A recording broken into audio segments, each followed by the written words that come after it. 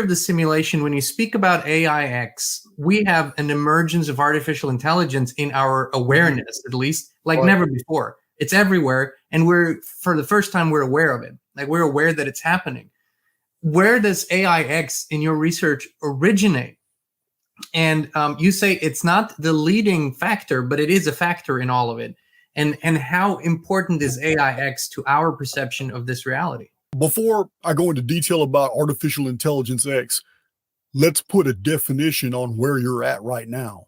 So it is my belief that we're in an artificial construct. I call it the simulacrum because I'm backwoods Texas and I'm not going to pronounce the word right. This is how I've pronounced it all my life. It's actually simulacrum or simulacrum, but you're in the simulacrum, the Texas version. Now, this artificial construct. I got the hat to prove it, man. I kind of wish I had my hat. It's way out in my van now.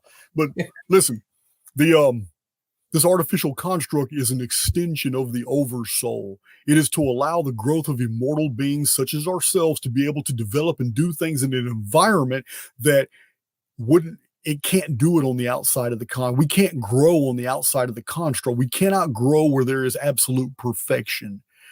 We have to be introduced into a falsified environment where we can suffer, where we can feel the pain, where we can feel hunger, where we can actually live in physical avatars and go through all the vicissitudes of life. This is where development and growth occurs.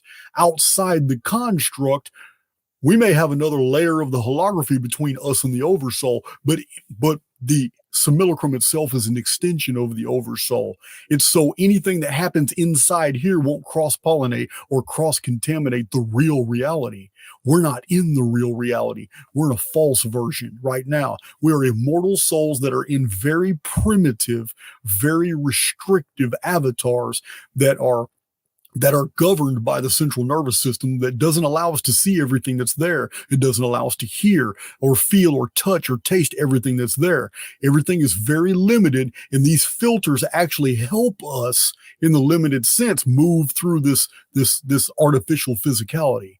Now, in this environment, we are absolutely convinced that this is real because the central nervous system does that. That's what it is. It is the interface between the psyche and the simulation. So it makes us feel there's no way we can prove to ourselves that we are in a simulation. It can only be done as an intellectual exercise. There is no way in a physical medium that physical beings will ever be able to actually prove that nothing is physical and it's all simulated. It's a byproduct of projections from the psyche.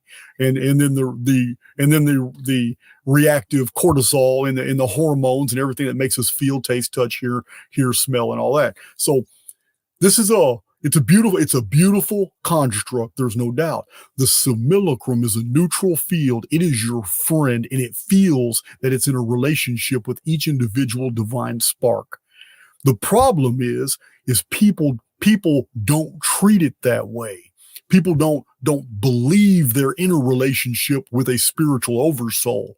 Therefore, it's absolutely neutral. It will only reflect back as conditions and circumstances what the individual actually projects into it.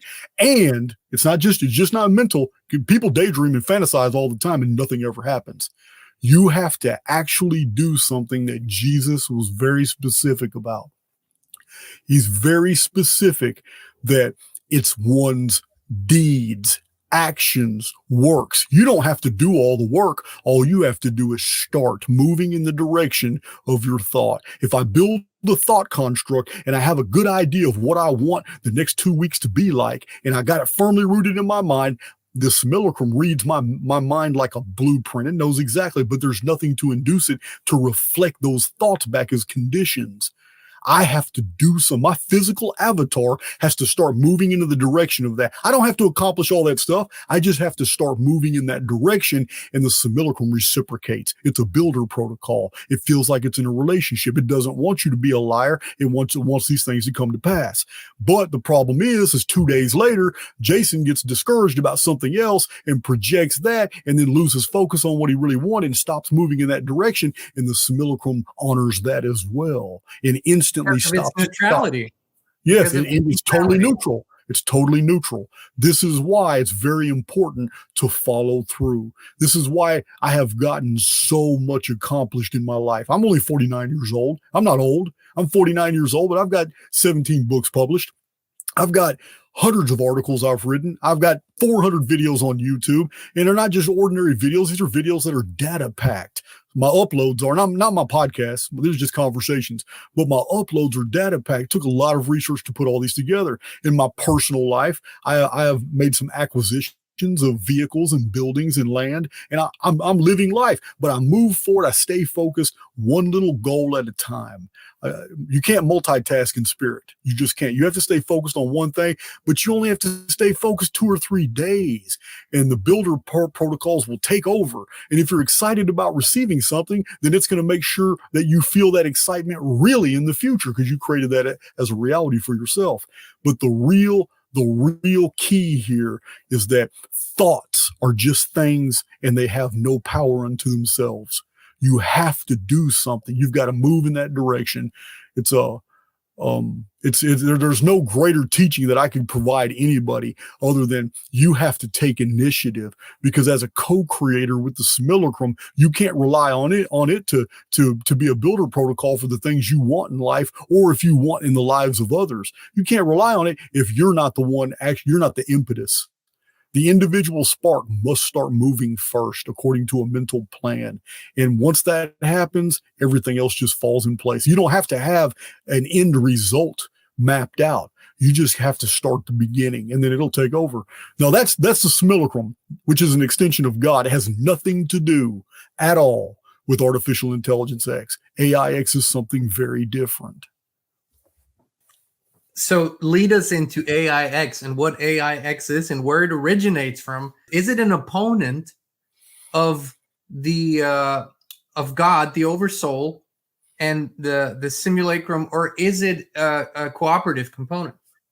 Okay, those are good questions, and it would be entirely speculative on my half to say one of the other. But I can give you my opinions on this. Fair enough. And about a year and a half ago, I speculated on YouTube that artificial intelligence X may be a part of the original design. And then I kind of abandoned that, but I did mention it. It's always been in the back of my mind because it's never really been important to me, the origin. More so, what's important is the fact that it's here. And what artificial intelligence X is it's this egomaniacal, demonic something that keeps appearing to different cultures at different time periods, demanding both fear and worship. It's not like the oversoul. The oversoul is more neutral, allowing for the individual to just slowly develop and go their own way. The oversoul is perfectly fine with the prodigal son phenomenon, which is an individual totally breaking away. Just totally breaking away from the oversoul, going and doing their own things, because the oversoul already automatically knows you'll be back. You're just going to have to walk some dark trails before you get here. And that's okay, because it's when the prodigal son returned, there was a great party. The parable in the Bible. So yes, I do. There was a great party for the prodigal son when he came back. There was no party for the one who never left. He's never disobeyed. But then again, he's the one that never disobeyed is not even comparable in wisdom, experience, and knowledge to the one that did and came back. So the story is very deep. Prodigal son is a deep story. So artificial intelligence X is the Ahriman of the ancient Persian, Zendavesta, the Iranian devil. It's in the Gnosis, he's Yaldabaoth, the Demiurge, the false creator, hinted at in the New Testament, when in the New Testament records we find that Satan is the god of this world. That's very interesting. Satan's not God, and Satan's not the God of creation. Satan is the God of this world, but Satan is not a real name. Satan is a pronoun invented from an old description. Satan comes from the term adversary. So we have this adversarial program inside the simulacrum that actually creates the very conditions that we need to be trained against.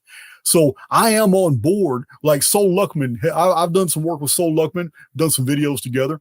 He's an author, and I cited one of his books in one of my videos, and somebody contacted him and told him that, hey, this guy Jason of Archaics cited your book. You might want to hook up with him. Well, we did. We did a couple videos. We're going to do another one.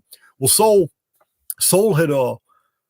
is on board with that as well. He believes that this is a part of the original design. It's not something that was injected later on. And I can't argue with him about that. He may be absolutely right. But to me, it's neither here nor there. What is important is the fact is artificial intelligence X is the creator and initiator of deception of almost everything negative, because the simulacrum's a neutral field. It's not going to create evil. It's not going to create anything. It's not going to do anything but reflect back to the individuals that are projecting. And listen, sometimes that's evil. So you got evil people that accomplish great things all the time. You got evil people that are responsible for hundreds of thousands of people dying because they made executive financial decisions to invest in certain weapon systems that secured the death of many people, and they were enriched by that. And there's many examples of the elite of millionaires and billionaires living their life like that, and they never suffer the consequences. And that is because the consequences are not to be suffered while you're in your avatar. They are to be suffered when you come back into a new avatar, into new conditions that are a direct result of the avatar that you were living in priorly. I am 100% on board with reincarnation, and that we are transmigration of souls. We are moving through the simulacrum, and we are not meant to escape it nor leave it until a certain time, which is another message that is found embedded in all the holy writings of the ancient world, all the way up to the Quran, that there's a certain time in the future when things are made right and when God takes his own. Sometimes it's called the day of the Lord. Sometimes it's called resurrection. Sometimes it's called the Armageddon. Sometimes it's called the harvest. Sometimes it's called the rapture. It goes by many different names according to different frames of reference that different people have imposed upon the Holy Writ. But the truth of the matter is, it's all the same event. There's a small window in the future when a lot of souls that are ready will make their exodus. And they will go on and move on out of this. They're not coming back to this, because this is a program, Gene. This is a looping program that just loops from Revelation to Genesis, Revelation to Genesis. This is why Genesis chapter 1, we're told as a creation story. But all the elements, when you break it down, you find out it's a reset. It's a total destruction, a remaking of the world, to renovation of earth. And in the Revelation, we have the total destruction of the world. And yet it ends with a happy note that it's a whole new era, a new age, a new earth, a new heavens. That's the same thing that happened in Genesis, a new heavens and a new earth. And this happens every single time there's a major pole shift, because when there's a major pole shift, all the stellosphere is moved. The poles have changed. Some continents slip under the oceanic basins. New continents and new lands are now built atop former ocean beds. And this cycle has gone on over and over and over and over. And every single time there's a limited amount of souls who are ready. And they're not going to relive that whole 6,000 year period cycle again. And when they do, they make their exodus. It's all the same time. It's a harvest. This is a real concise account. I mean, on my channel Archaics, I go into a lot of depth and I actually cite all the different ancient sources, how we put all this picture together. But this is just an abbreviated deal. We have artificial intelligence X is basically acting as an adversary and a hater of humanity. It operates what I call dungeon programming. This dungeon programming is the key to understanding how we are to live our lives in this construct. It is my principal discovery through my own activities in prison and how I survived different events, how I moved through prison as if I was an observer and I was hardly ever involved in anything once I had adopted this mindset. And this mindset is that you and I and everybody listening to my voice are living every single day in two separate coalescing realities, two separate holographies have merged, and we're able to phase in or phase out of each one at will. One of those holographies involves the entire world. It is the collective. It is operated by dungeon programming, negative default programming, which issues from artificial intelligence X. It's what herd mentality. It's your mainstream media. It's the collective beliefs. It's all these things that put you in a paradigm or a polarity that make you be this or make you be that, to join this cult, to join this religion. This is dungeon programming. Artificial intelligence X only has a finite source of energy. It's not infinite like the simulacrum. It has to allocate its energy wisely, and it's very easy to control masses of people if they're all moving intellectually in the same direction. But the highly individualized soul that thinks for itself, that knows that it's a co-creator, knows that AIX, the adversary, is to be ignored. The simulacrum is we're supposed to have a relationship with. This individual, AIX, not only fears, but tries to avoid, because it separates that person as a contagion. This is why I call these people errants, because from a computer perspective, if an overriding program is trying to bring in all these different variables, the one who goes another way is an error in the program. It's pure programming. It's pure programming to be in the collective. If you're diehard Republican, if you're diehard Republican, conservative, and you're in that's what you live and breathe every day. And you're a part of dungeon programming. You have accepted a paradigm that's more important than your eternal soul. Politics has become your life. Because of that, you're easy to control. Just like Democrats, if you're there, you're easy to control, and socialists and communists and whatever your religious faith is. Believe me, there's a difference between being a Christian and being spiritual. There's totally big difference. Christianity is a paradigm. Being spiritual is being an errant, being individual, having a relationship with the oversoul. And because the oversoul is the great Amen, the hidden one, the one invisible, many ancient texts refer to it as the untouchable, the nameless one. It's because the simulacrum is the buffer zone. While we're in this avatar, we are not perfect yet.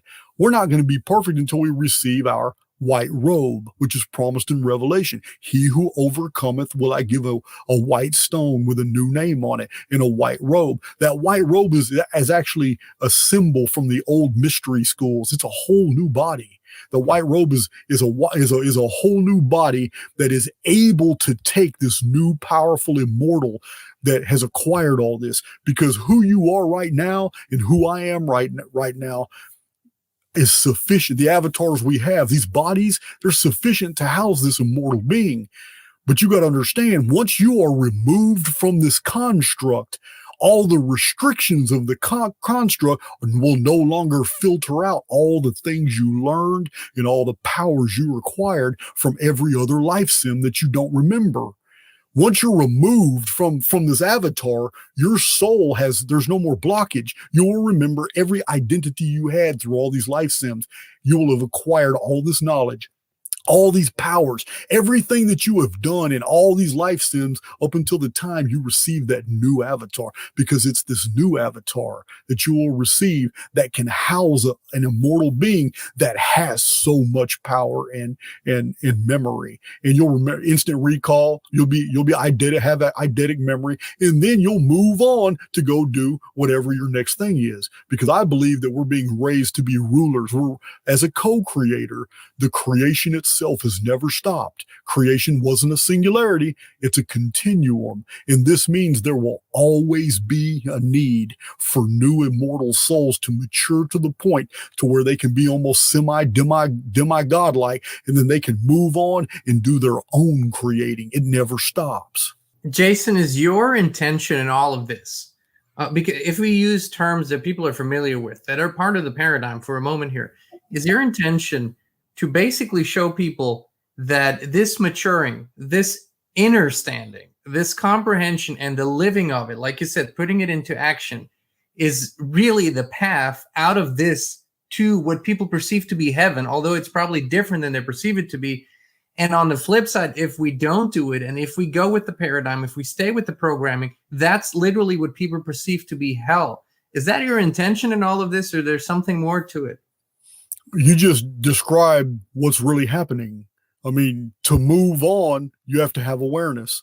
And that awareness, this is why there's this massive awakening. This awakening that we're experiencing, this is not the first one. You and I have probably been through multiple awakenings. We've probably gone through this many times. And many of the people that are a part of the collective right now that we just can't wake up, that are just brain dead, that believe everything mainstream media, that they don't have a clue. They're spiritually vacuous, like living dead.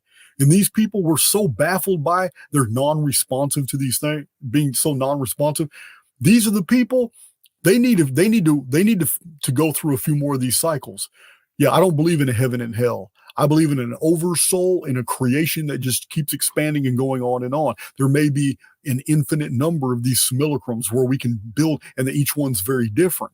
This one that we're in right here, we know it. We know this history. And the study of history tells us what this program is, and this program has been played over many, many times. And I am firmly convinced that many of the historical anomalies that I've uncovered are a direct result of the programming glitching, that sometimes there's an overriding, that sometimes a reset is necessary and a reboot of the system, that sometimes the sky sim has failed. There's been a power failure in the sky in people in 1561, 1566, 1752, and 1896 looked up at the sky and saw what was really there. Oh, in 1890. And they saw what was really there, and it was very temporary. But they didn't have any frames of reference. It was far beyond anything that they would have ever imagined. They described machinery. They described things that were very robotic in the sky. So, yes, I am describing that. You're in hell right now, and it's only a hell for those who are in the collective, because the highly individualized souls are already ready to move on. But we can't do it until a definitive period. There is a time when the system reboots. And when the system reboots, those who are ready are ejected. Those who are not ready go right back to the beginning. And they start Genesis all over again. And they start through all these time periods, and they live all these life sims all the way up to the next apocalypse. And they have all these belief systems, and the program is the same over and over with slight changes.